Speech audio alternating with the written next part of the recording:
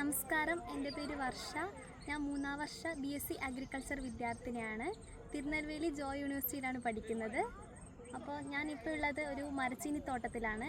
ഞാൻ നിങ്ങളെ മരച്ചീനിയിൽ ബാധിക്കുന്ന വൈറസ് രോഗത്തെയാണ് പരിചയപ്പെടുത്താൻ പോകുന്നത്. മരച്ചീനി മൊസൈക്ക് വൈറസ്.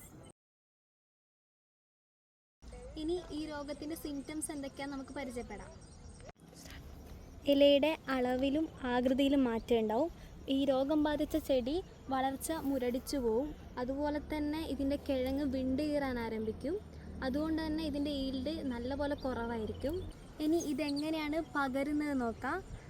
ബാധിച്ച കിഴങ്ങ് മൂലവും അതുപോലെ തന്നെ വെള്ളീച്ച, വൈറ്റ് ഫ്ലൈ, ഡെനീസിയ ടബാസി മൂലമാണ് ഇത് ബാധിച്ച ചെടിയിൽ നിന്ന് വേറെ ഒന്നിലേക്ക് പകരുന്നത്. ഇനി ഇതെങ്ങനെയാണ് തടയേണ്ടതെന്ന് നോക്കാം. നമ്മൾ മരച്ചീനി കൃഷി ചെയ്യുമ്പോൾ നല്ല ചെടിയിൽ നിന്ന് തണ്ട് നോക്കിയെടുക്കുക. അതുപോലെ തന്നെ രോഗം ബാധിച്ച ചെടി കണ്ടിട്ടുണ്ടെങ്കിൽ അപ്പം തന്നെ അത് നശിപ്പിച്ച് കളയാം. വെള്ളീച്ചനെ തടയാൻ വേണ്ടിയിട്ട് യെല്ലോ സ്റ്റിക്കി ട്രാപ്പ് ഉപയോഗിക്കാം. യെല്ലോ സ്റ്റിക്കി ട്രാപ്പ് എങ്ങനെയാണ് ചെയ്യേണ്ടതെന്ന് നോക്കാം. ഇതുപോലെ ഒരു മഞ്ഞ കളർ പേപ്പറാണ്. ഇതിൽ ആമണിക്കിൻ്റെ എണ്ണ ഇതുപോലെ സ്പ്രെഡ് ചെയ്യുക. എന്നിട്ടാകുമ്പോൾ ഒരു കമ്പ് വെച്ചിട്ട് ഫീൽഡിൽ വെക്കുക. വൈറ്റ് ഫ്ലൈ അതായത് വെള്ളീച്ച ഇതിനെ നല്ലപോലെ അട്രാക്റ്റ് ചെയ്യും.